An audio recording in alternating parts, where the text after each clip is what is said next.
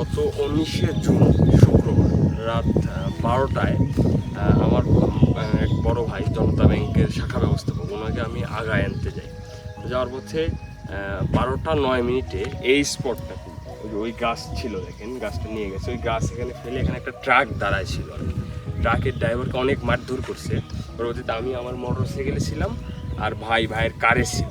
তো থাকার পরে পিছন থেকে আপনার 6-7 জন অনুমানিক দেশীয় অস্ত্রশস্ত্র নিয়ে আমাদের দিকে আসে এবং আমাদের কাছ থেকে সব কিছু নিয়ে চলে যায়।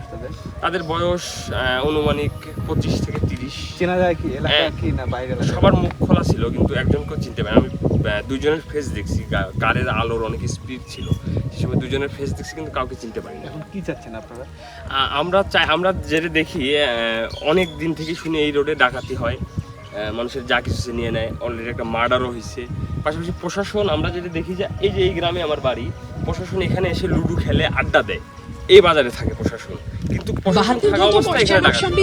এবং আমরা যেটা দেখছি বিগত দিনে যে প্রশাসন আসার পরে নাম জিজ্ঞেস করে কত টাকা ছিল, কিন্তু তারা কোনো পদক্ষেপে যায় না। আজ পর্যন্ত এই রোডে যে একটা ডাকাত ধরা পড়ছে, আপনি দেখেন 100 বারের উপরে ডাকাতি হয়েছে এই রোডে, এটা অনুমানিক সর্বনিম্ন। মানে এখন প্রশাসন যে আপনি কি চাচ্ছেন? আমরা যে প্রশাসনের শক্ত হস্তক্ষেপ, এখানে প্রয়োজন একটা ক্যাম্প করা হোক। আমরা শুনছি বিগত দিনে ক্যাম্প ছিল, একটা জায়গায় বেশি সমস্যা না, আরেকটা জায়গা আছে সামনে একটা স্পট আছে গোয়ালবাড়ি ব্রিজ, ওইখানেও ডাকাতি হয়। হ্যাঁ, এবং আমাদের ডাকাতির যেগুলো মালামাল ছিল, ওই পাশের পুকুর পাড় থেকে আমাদের এনআইডি কার্ড, ব্যাংকের এটিএম কার্ড, এগুলো পাওয়া গেছে পরবর্তীতে। আপনার দাবি যে দুই জায়গায় পুলিশ ক্যাম্প স্থাপন করা। ঠিক আছে।